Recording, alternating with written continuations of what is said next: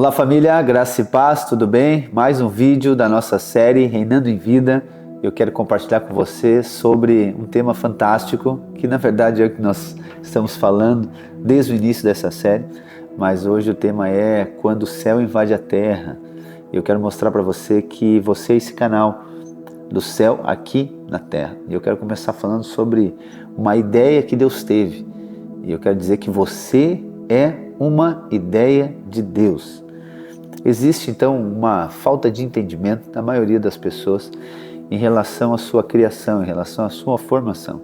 Então a maioria das pessoas acredita que, mesmo que seja de maneira inconsciente, ela acredita que ela foi criada, ou melhor, ela nasceu, e depois do nascimento dela, Deus definiu o propósito da vida dela. Ou ela nasceu, e depois, conforme ela foi crescendo, conforme ela foi desenvolvendo, Deus foi direcionando o propósito para a vida dela. Só que eu quero dizer para você que é o oposto. Antes da nossa existência, existiu o propósito. Então vamos lá, Deus queria que o seu reino fosse expandido. O seu reino, que é invisível, ele fosse agora manifesto e se expandisse para o visível. E aí o que Deus faz? Deus cria o homem para isso. Então vamos lá, o propósito primeiro, depois a criação do homem. Só que eu quero dizer que isso também acontece no aspecto individual, do indivíduo, de você. Então, você não veio à existência primeiro para depois Deus definir o seu propósito. Pelo contrário, Deus tinha um propósito aqui na Terra. E aí Deus traz você à existência para cumprir um propósito. Então o propósito vem antes da existência. Então não há possibilidade nenhuma de qualquer criatura, entre os 8 bilhões de habitantes da Terra, que não tenha um propósito definido já pelo seu Criador.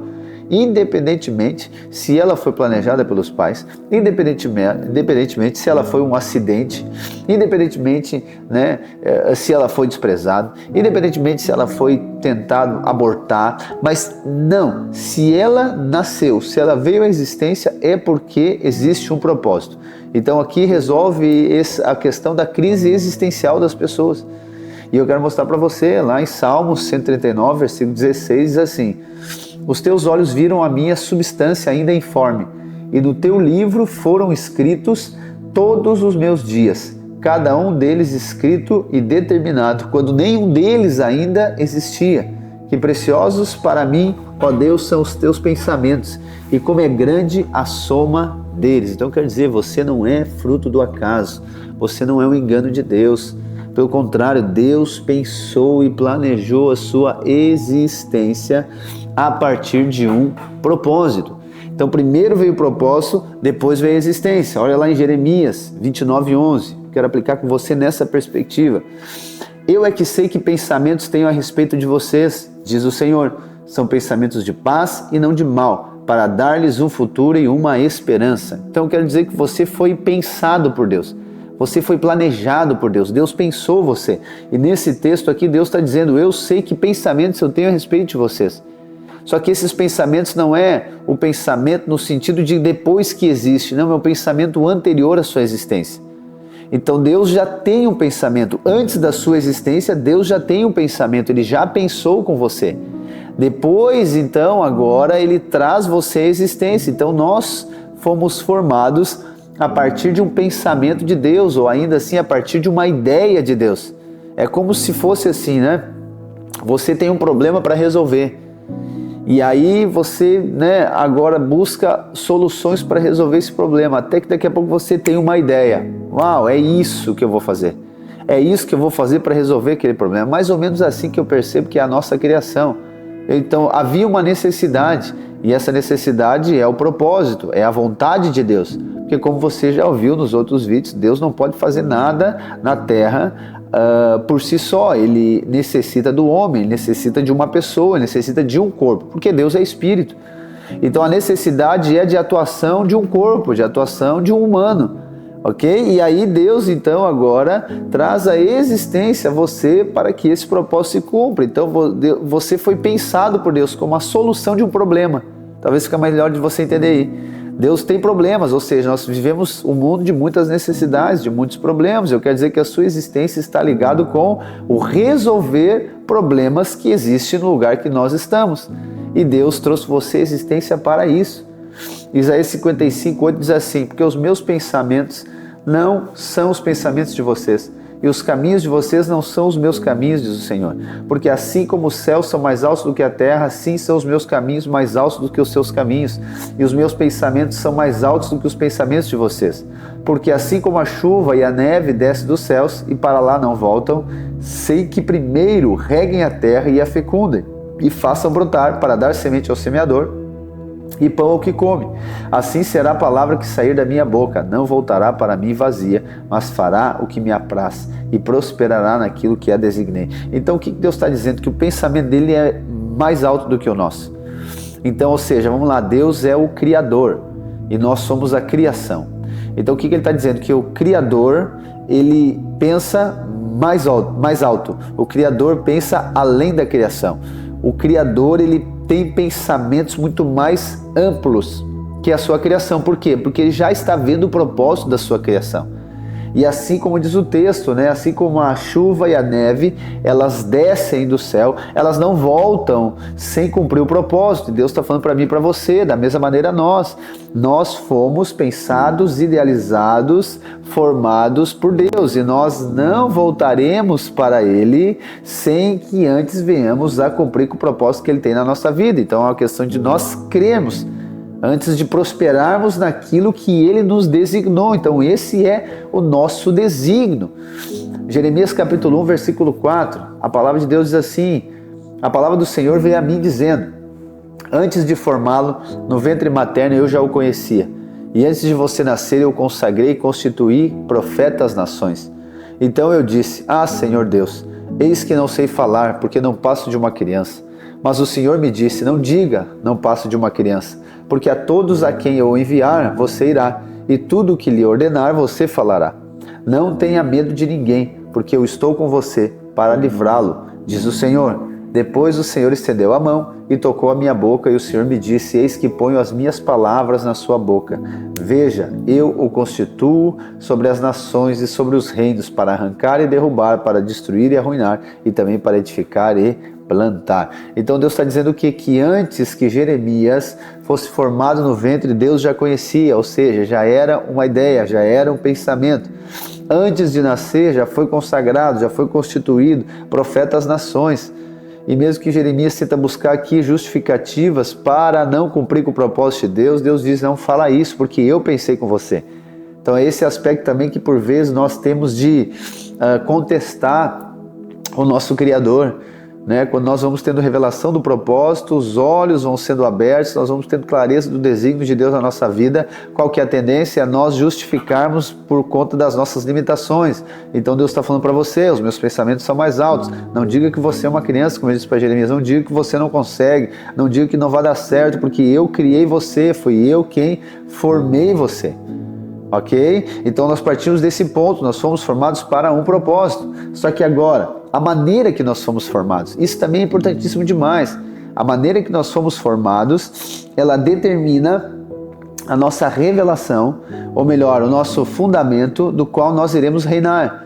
Lembra que eu sempre falo para você, e dou muita atenção aos fundamentos de fé. Por quê? Porque são alicerces agora da nossa vida espiritual, que vão determinar agora o tanto que nós vamos crescer e amadurecer. Assim como uma casa, um prédio, o alicerce determina o crescimento, porque o alicerce é quem sustenta tudo aquilo que é colocado em cima dele. E assim a nossa fé. Então por isso que eu estou aqui fundamentando a sua fé de maneira correta, biblicamente. E para você entender como que nós somos feitos, a forma, a maneira que nós somos feitos, eu quero ler para você alguns textos, e o primeiro está lá em Gênesis 1, 26, que você muito bem conhece, que diz assim: e Deus disse: façamos o ser humano à nossa imagem, conforme a nossa semelhança. Tem ali domínio sobre os peixes do mar, sobre as aves do céu, sobre os animais domésticos, sobre toda a terra e sobre todos os animais que rastejam pela terra. Assim Deus criou o ser humano à imagem, a imagem de Deus o criou, homem e mulher os criou. E Deus os abençoou e lhes disse: sejam fecundos, multipliquem-se, encham a terra e sujeitem-na. Tenham domínio sobre os peixes do mar, sobre as aves dos céus e sobre todo animal que rasteja pela terra. Deus disse ainda: eis que lhes tenho dado todas as ervas que dão semente e se acham na superfície de toda a terra e todas as árvores em que há fruto que dê semente. Isso servirá de alimento para vocês. E para todos os animais da terra, todas as aves dos céus e todos os animais que rastejam sobre a terra, em que há fôlego de vida, toda erva verde lhes servirá de alimento. E assim aconteceu. Deus viu tudo o que havia feito, e eis que era muito bom. Salmo 139, versículo 14 diz: graças te dou, visto que de modo assombrosamente maravilhoso me formaste. As tuas obras são admiráveis e a minha alma o sabe muito bem. Agora Efésios 2:8, porque pela graça vocês são salvos mediante a fé, e isto não vem de vocês, é dom de Deus, não de obras para que ninguém se glorie, pois somos feitura dele, criados em Cristo Jesus para as boas obras, as quais Deus de antemão preparou para que andássemos nela. Oh, irmãos, esses 3 textos aqui são fantásticos, eles demonstram essa maneira que nós somos criados, a forma. Primeiro, então, criados em imagem e semelhança, nós temos batido em cima desse texto já há um bom tempo. Imagem e semelhança para governo, para domínio, né? Sede fecundos, multiplique-se, encher a terra. Mas eu quero chamar a atenção para o último versículo que eu li, o versículo 31, que diz: Deus viu tudo o que havia feito e eis que era muito bom. Irmãos, isso aqui fala muita coisa. Então, pensa que Deus então nos formou, Deus nos criou. E quando Deus olhou para a obra pronta, Ele disse: uau, ficou muito bom. Quando Deus olhou para mim e para você, Ele disse: ficou muito bom. É como se Deus dissesse assim: você ficou incrível. É como se Deus dissesse: uau, a minha obra ficou ótima, ela ficou muito boa, ela ficou maravilhosa. A mesma sensação é quando você faz algum tipo de trabalho, né? Você, enfim, imagina que você é construtor de uma casa, você vai lá e constrói a casa e agora você está pronta, você vai entregar a casa para o cliente, você olha para aquela casa e diz: uau, ficou muito boa essa casa, dá até vontade de ficar com essa casa, de morar nessa casa. Você faz lá um almoço, né? Uma comida muito boa, muito gostosa, arruma a mesa, deixa aquela coisa linda, você olha para aquilo e diz: uau, mas ficou muito bom. Você come aquela comida, você diz: nossa, mas ficou muito bom esse tempero. Então está ligado com a percepção daquilo que você formou. E é isso que diz o texto: Deus olhou para aquilo que Ele criou e disse: eis que era muito bom. Quando Deus cria as outras coisas, Ele diz: e Deus viu que era bom. Mas quando Ele criou o homem, Ele disse que era muito bom. Então existe um engano na mente da maioria das pessoas, de ficar se menosprezando o tempo todo. E eu sei que na maioria das vezes é uma tentativa de permanecer humilde diante de Deus. Mas eu quero dizer, existe outra maneira de você permanecer humilde diante de Deus, sem que seja ficar se menosprezando, ficar olhando para você com os olhos errados, considerando você totalmente alguém impróprio para qualquer coisa. Não estou dizendo que você tem que pensar de si do que convém, não, mas você tem que pensar segundo a palavra fala de você, é do jeito que Deus fala, é o que Deus diz e o texto está dizendo isso. O Salmo 139 que nós lemos, Davi diz que de modo assombrosamente maravilhoso nós somos criados. Olha só que loucura isso. Assombrosamente maravilhoso, isso aqui é demais, gente. Então você não é qualquer coisa, você não é igual um animal, ok? Não estou falando mal dos animais, mas estou dizendo que você não é simplesmente um objeto, você não é alguém para se desprezar-se a si mesmo, você não é alguém para ficar agora se martirizando por um tanto de coisa. Você não deve ficar olhando para você e não ver nada de bom, não. Você tem que olhar para você com os olhos que Deus olha para você, ok? E aí você vai ver o valor que tem em você, assim como Paulo vai dizer lá em 2 Coríntios capítulo 4, ele diz: nós somos o vaso de barro, mas temos um tesouro dentro, e esse tesouro sim aponta para o Espírito, mas esse tesouro também aponta para o selo da criação. Nós somos o que somos, o Paulo fala isso também: eu sou o que sou por conta da graça de Deus. Não estou dizendo que nós temos que ser autossuficientes, independentes de Deus, pelo contrário, nós só somos assombrosamente maravilhosos por causa que Ele nos criou. Logo, a glória não é nossa de ser assim, a glória é do Criador. Imagina agora, a gente vai ali ver então um carro que foi criado muito bem, esse carro é maravilhoso, ele é muito bom. E aí agora, quem é que ganha a glória por esse carro ter ficado tão bom? É o carro que ganha a glória? Não, é o Criador dele que ganha a glória. Então essa é uma ideia maligna que foi plantada na sua mente, que você ficasse menosprezando, Deus é honrado, pelo contrário, Deus é desprezado. Deus é honrado quando você olha para você com os olhos corretos. É por isso que Jesus fala lá em Mateus 5, brilha a sua luz, brilha a vossa luz diante dos homens, para que o vosso Pai Celestial seja glorificado. Então a glória é sempre de Deus, a glória é sempre do Criador, não é nossa. Mas eu e você precisamos saber que nós fomos criados de maneira assombrosamente maravilhosa. E lá em Efésios 2, o texto do versículo 10 diz que nós somos feitura dele, criados em Cristo Jesus para as boas obras. E essa palavra feitura, no original grego, é poiema, e poiema é obra-prima, ou ainda pedras preciosas, algo muito precioso. Então você é uma obra-prima de Deus.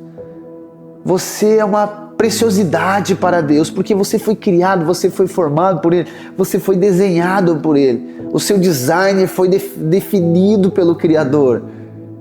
Você é assombrosamente maravilhoso. E aí nós precisamos entender então que o homem é essa obra máxima do Criador, gente. Nós somos a obra máxima da criação de Deus, não há outro que esteja acima de nós. Isso não é para nós competirmos, mas é para nós entendermos o nosso lugar, ok? E por isso que eu falei para você que isso aqui é um fundamento, porque isso aqui vai determinar se você vai reinar em vida ou não. Isso aqui vai determinar se você vai conseguir ter a sua mentalidade transformada numa mentalidade de realeza. É determinante. Se você ficar olhando para você com os olhos maus, os olhos que não são de Deus, dificilmente você vai conseguir reinar em vida. Não tem a ver com você amar você, tem a ver com você amar a criação de Deus, que é você. Então você aprende a valorizar não por conta de você, mas por conta do Criador, que foi quem criou você. E eu quero dizer para você, Deus criou você com um potencial incrível. Deus colocou um potencial dentro de nós, irmãos, que é fantástico. Lá nos Salmos capítulo 8, diz assim: ó Senhor, Senhor nosso, como é magnífico o teu nome em toda a terra, pois puseste os céus a tua majestade. Da boca dos pequeninos e crianças de peito suscitasse força por causa dos teus adversários, para fazeres emudecer o inimigo e o vingador. Quando contemplo os teus céus, obra dos teus dedos, e a lua e as estrelas que estabeleceste, que é o homem, para que te lembres? E o filho do homem, para que o visites? Ó, versículo 5. Fizeste-o, no entanto, por um pouco menor do que Deus, mas e de glória e de honra o coroaste. Deste-lhe domínio sobre as obras da tua mão e sobre os pés que lhe puseste, ovelhas e bois todos, e também os animais do campo, as aves do céu, os peixes do mar e tudo que percorre as veredas dos mares. Ó Senhor, Senhor nosso, como é magnífico o teu nome em toda a terra. Então está falando da criação de Deus. Foi criado um pouco menor do que Deus, mas foi coroado de honra e de glória. E por que isso? Por causa da criação? Não, por causa do Criador. Recebeu governo, recebeu autoridade. Por quê? Por conta do nosso Senhor, né? E ele finaliza o versículo 9, Senhor, Senhor nosso, como é magnífico o teu nome em toda a terra. Então quem é honrado aqui é o homem? Não, quem é honrado aqui é o Criador. Então Deus formou-nos, gente, com dons e habilidades. É esse potencial. Deus colocou o potencial dentro de nós, ok? E esse potencial está em forma de semente. Só que essa semente ela precisa ser desenvolvida agora, ela precisa de frutificar. E aí nós vamos entender que fomos criados para um propósito, nós fomos agora criados, né, obra-prima, feitura, imagem e semelhança, com um potencial gigantesco, ok? Mas esse potencial agora ele precisa ser desenvolvido, ou seja, nós iremos ser inseridos por Deus num processo de treinamento. Para quê? Para aperfeiçoar o dom que Deus colocou dentro de nós, para que ele possa frutificar. Então nós vamos ver Jesus, né, durante 30 anos sendo treinado e em 3 anos e meio cumprindo aquilo que Deus de fato o chamou. Então olha só, muitas pessoas acreditam que por passar por dificuldades, passar por testes e provações está ligado com o seu significado, está ligado ou ainda com a sua insignificância, está ligado com as suas falhas e limitações. Pelo contrário, se está sendo treinado é porque existe um potencial para ser gerado, ou melhor, para ser desenvolvido, para ser multiplicado. Então esse treinamento faz parte. Jesus então foi treinado fazendo inúmeras coisas. Lá em Hebreus tem um texto que diz que ele aprendeu a submissão pela obediência. Então eu e você seremos inseridos em oportunidades que até então parece que não fazem sentido em relação ao propósito que Deus tem na nossa vida. Mas vamos lá, Jesus ele foi auxiliar de carpinteiro e depois um carpinteiro. Então parece que não tem nada a ver um carpinteiro com o Salvador do mundo. O carpinteiro como alguém que vai entregar para que todo aquele que nele crê não pereça, mas tenha a vida eterna. Então aqui que está talvez o problema de muitas pessoas, né? Elas consideram que as oportunidades que Deus coloca a elas são insignificantes. Só que na verdade é a maneira que Deus está usando para que ela cresça, ela está sendo treinada. Então esses dons e habilidades, eles precisam de ser aperfeiçoados para quê, pastor? Para ser compartilhados com o mundo. Lembra do propósito lá no início que nós falamos? Então, nós somos a obra máxima da criação e ponto, mas agora nós precisamos de ser desenvolvidos, mas não no sentido de ser formados agora, no sentido de não termos uma realidade, não. É como se fosse agora despertar aquilo que está dentro de nós. É como se fosse agora expirar de dentro de nós, né? É como se fosse agora, sabe, fluir, que é o final disso tudo que eu vou falar hoje. Fosse fluir, mas precisa passar por esse processo de treinamento. Então por isso que a gente hoje, né, com a revelação da graça de Deus e do reino, a gente entende que existem coisas que elas são passageiras, que elas são temporárias. Então Deus vai colocar você em situações desconfortáveis, mas para quê? Para treinar você a sofrer? Não, para treinar você a ter uma convicção e ter uma atuação para cumprimento de propósito de Deus, porque sem treinamento não vai alcançar resultado. E aí nós vemos os dois exemplos dos dois tipos de cabeça de humanidade, vamos dizer assim, né? Nós temos Adão. Adão não foi treinado. Adão nasceu pronto. Ele não passou por processo nenhum. Ele não foi treinado, ele nasceu pronto. E o que acontece diante da primeira tentação? Ele cai. Jesus Cristo, ele foi treinado durante 30 anos e diante da tentação, o que ele faz? Ele permanece e ele cumpre o propósito de Deus. Então você consegue entender a importância do treinamento? Só que isso não é agora isso não confronta a nossa criação assombrosamente maravilhosa. Pelo contrário, porque nós fomos criados de maneira assombrosa, maravilhosa. É para isso que Deus nos treina, para cumprir o propósito. E qual que é o propósito? O propósito está lá em Mateus 20:20, aonde Jesus, né, nos conta uma história. Na verdade, Mateus conta, eu quero ler com você. Mateus 20:20 diz assim: Então se aproximou de Jesus a mulher de Zebedeu com seus filhos e adorando pediu-lhe um favor. Jesus lhe perguntou: O que você quer? Ela respondeu: Mande que no seu reino esses meus 2 filhos se assentem, um à direita e outro à esquerda. Mas Jesus disse: Vocês não sabem o que estão pedindo?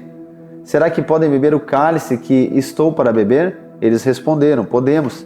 Então Jesus lhe disse: Vocês beberão meu cálice. Quanto ao sentar à minha direita e à minha esquerda, não me compete concedê-lo, pois é para aqueles a quem está preparado por meu Pai. Quando os outros 10 discípulos ouviram isso, ficaram indignados com os teus 2 irmãos. Então Jesus, chamando-os junto de si, disse: Você sabe que os governadores dos povos os dominam e que os maiorais exercem autoridade sobre eles, mas entre vocês não será assim. Pelo contrário, quem quiser tornar-se grande entre vocês, esse será o servo de vocês. E quem quiser ser o primeiro entre vocês será o servo de vocês, tal como o Filho do Homem, que não veio para ser servido, mas para servir e dar a sua vida em resgate de muitos. Então olha só, qual que é o nosso propósito? Servir, não ser servido. Então vamos lá, Deus tem um propósito, nos traz a existência. E Ele nos forma então como obra-prima, imagem e semelhança, com o máximo de potencial, gigantesco. Para quê? Para servir. Eu falei para você antes que existem muitas necessidades, existem muitos problemas no mundo que nós vivemos e o seu dom vai resolver isso. Eu quero dizer que há uma área específica onde você irá atuar. Para quê? Para servir pessoas, para resolver problemas, ok? Então Deus nos dá dons, mas para quê? É para nós? Não, é para as pessoas. Ele coloca dentro de nós, lembra que eu falei para você? Deus coloca dentro de nós, mas é para as pessoas. Então você, na verdade, é um dom de Deus para o mundo, para o lugar que Deus colocou você. Nós só precisamos despertar isso, nós só precisamos de ativar isso, nós só precisamos de passar pelo processo de treinamento, nós só precisamos de crer. Para quê? Para liberar o potencial de Deus através da nossa vida. E para isso acontecer é necessária a revelação também do território específico que Deus nos colocou. Deus coloca-nos agora num território específico.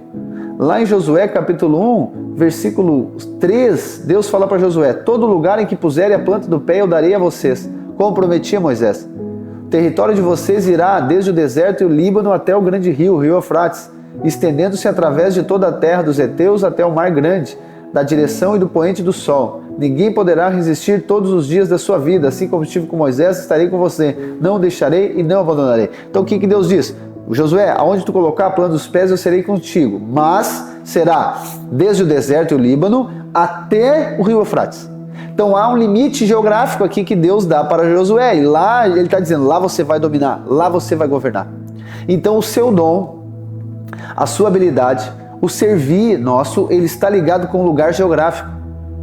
Pastor, ele é determinante para a minha vida toda? Não, ele pode mudar, ou ele pode expandir. Essa é outra pregação, e outro vídeo que nós vamos fazer em outro momento. Ok? Mas inicialmente é necessário você identificar, porque muitas pessoas elas não conseguem identificar o lugar que Deus colocou elas. E aí, aonde elas tinham que honrar o lugar, elas acabam desprezando. E eu falei para você algumas semanas atrás sobre o profeta Jonas.